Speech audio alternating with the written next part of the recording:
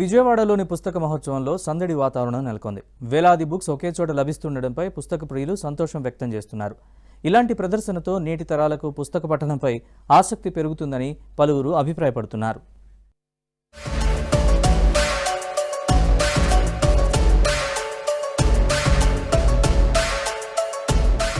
Vijayawada Indira Gandhi స్టేడియంలోని book exhibition కు పుస్తక ప్రియులు క్యూ కట్టారు. ప్రదర్శనకు ప్రవేశం ఉచితం కావడం, అలాగే ప్రతి పుస్తకం పైన 10% రాయితీ ఉండటంతో పెద్ద ఎత్తున తరలి వస్తున్నారు.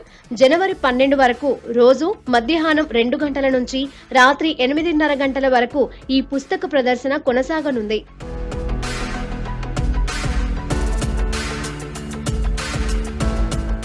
పుస్తక ప్రదర్శనలో 234కు పైగా స్టాళ్లను ఏర్పాటు చేశారు.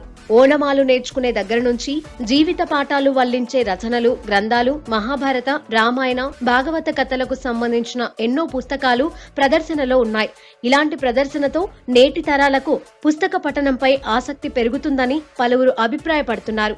బుక్స్ ఎగ్జిబిషన్లో చాలా బుక్స్, చాలా నాలెడ్జ్ మనకి అవైలబుల్ ఉంటుంది.